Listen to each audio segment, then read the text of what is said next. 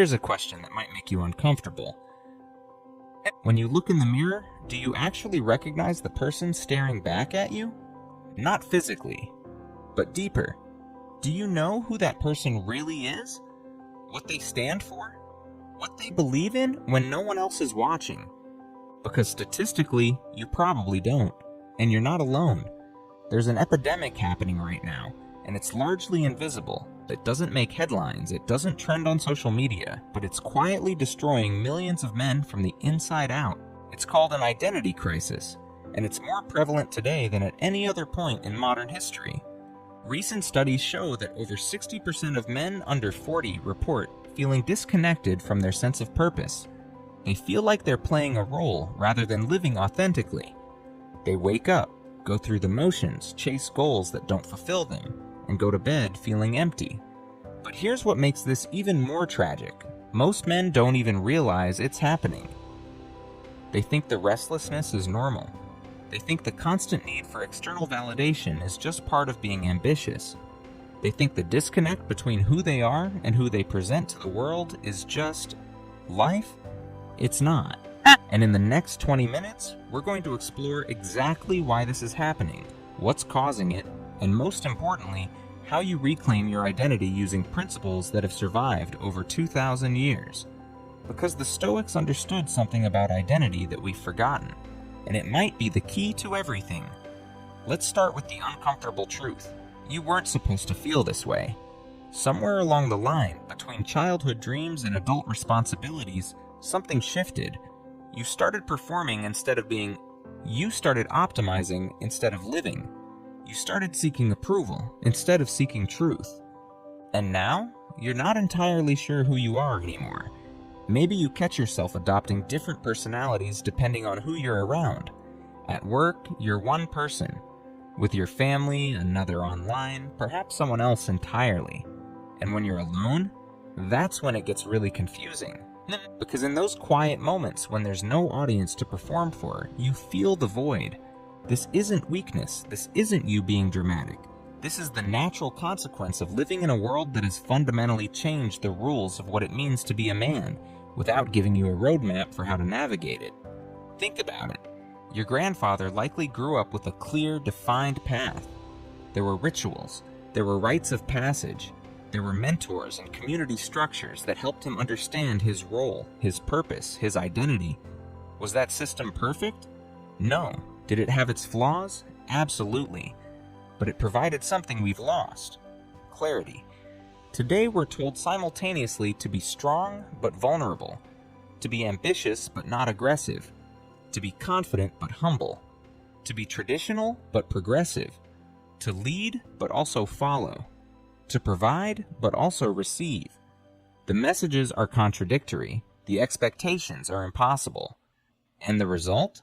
Paralysis. And you're standing at a crossroads with 1,000 different paths, and society keeps telling you that whichever one you choose is probably wrong. So you hedge, you perform, you create different versions of yourself for different contexts. And slowly, imperceptibly, you lose touch with the core, with the authentic self that exists beneath all the performance. The ancient Stoics called this living kata ton bion versus kata phison, according to life's circumstances versus according to nature, according to external pressures versus your internal truth. And they warned that this disconnect would lead to suffering. They were right. So how did we get here? What are the forces that have stripped away our sense of self? Let's break it down. Factor 1. The tyranny of constant performance. Social media hasn't just changed how we communicate, it's fundamentally altered how we perceive ourselves. You're not just living your life anymore, you're curating it, editing it, presenting the highlight reel while hiding the outtakes. Studies from behavioral psychology show that when we constantly perform for an audience, even an imagined one, we begin to lose touch with our authentic preferences and desires. We start making choices based not on what we actually want, but on what we think will be perceived well. Marcus Aurelius wrote in his Meditations, "Everything we hear is an opinion, not a fact. Everything we see is a perspective, not the truth." But here's the modern twist. We've become so obsessed with managing others' opinions of us that we've lost sight of our own truth. You post a success, you craft the caption carefully, you check the likes, and in that moment, your self-worth becomes dependent on external validation rather than internal truth. Multiply that by dozens of interactions per day, and you have a recipe for complete identity dissolution. Factor 2. The decline of initiation. In traditional societies, boys became men through clear rites of passage, vision quests, trials, mentorship. These weren't just ceremonies, they were psychological transformations that helped young men understand who they were and what they stood for. Today, we have graduation ceremonies and driver's licenses.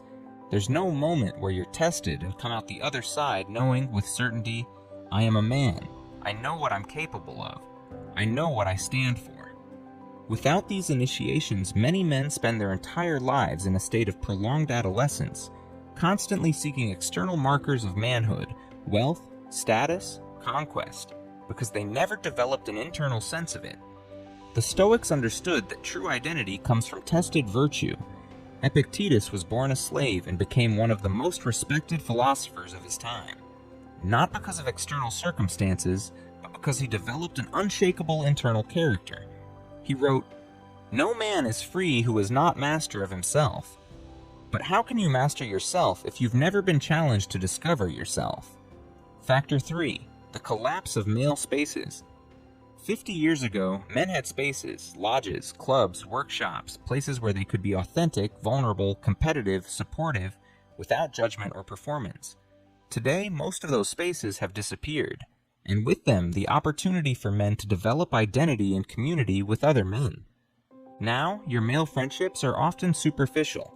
You talk about sports, work, maybe some surface-level problems, but the deep conversations about meaning, purpose, fear, identity, those rarely happen. And isolation accelerates identity crisis. When you don't have mirrors, other men who reflect back your truth, who challenge your growth, who hold you accountable, you start to drift. You lose your bearings. The Stoics practiced in community. Marcus Aurelius had his teachers. Seneca had his fellow philosophers. They understood that virtue is strengthened through relationship. As Seneca wrote, "Associate with those who will make a better man of you. Welcome those whom you yourself can improve." But where are those associations today? Factor 4. The emotional straitjacket. Despite decades of progress in understanding mental health, there's still an unspoken rule that many men follow. Don't feel too much. Don't express too much. Don't be too vulnerable. So, what do you do with your emotions? You suppress them. You intellectualize them. You channel them into work, achievement, or distraction. But emotions don't disappear when you ignore them. They accumulate. They distort your perception. And they slowly disconnect you from your authentic self. Because your emotions aren't separate from your identity, they're integral to it. The Stoics are often misunderstood as emotionless. They weren't. They advocated for understanding and managing emotions, not eliminating them. Marcus Aurelius experienced grief, frustration, anger, but he examined these feelings. He processed them through the lens of wisdom and perspective. He wrote, "You have power over your mind, not outside events. Realize this and you will find strength. Not ignore your mind, not suppress your feelings. Power over them, which means first acknowledging they exist." Factor 5. The achievement trap. Modern culture tells you that your identity is found in your accomplishments. You are what you achieve. You are your job title, your income, your status symbols, your productivity. So you chase, you optimize, you hustle, and maybe you succeed. Maybe you get the promotion, the house, the recognition. But then comes the devastating realization. None of it filled the void. None of it answered the fundamental question of who you are. Because achievement can enhance identity, but it cannot create it. The Stoics understood this deeply. They distinguished between things within your control, your character, your choices, your responses, and things outside your control, outcomes, recognition, external success. Your identity, they argued, should be rooted in the former, not the latter. Epictetus taught, wealth consists not in having great possessions, but in having few wants. This applies to identity too. A stable identity doesn't require endless external validation. It requires internal clarity, the compounding effect. Here's what makes this crisis so insidious.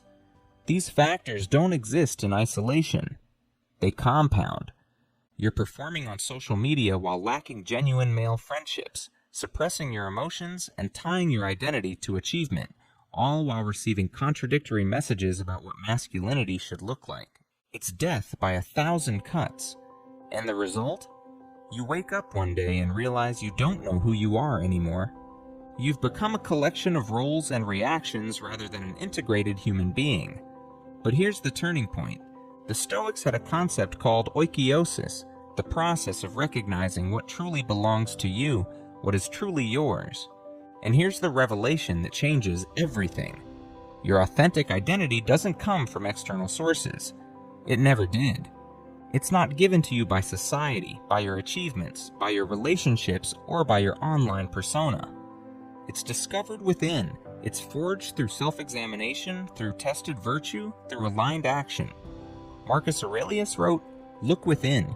Within is the fountain of good, and it will ever bubble up, if thou wilt ever dig." The question isn't, what identity should I adopt? The question is, what identity have I been covering up? Because beneath all the performance, beneath all the conditioning, beneath all the roles you've played, there's a core self, your nature, your physis. And the path to reclaiming your identity is the path back to that truth. So let's bring this full circle.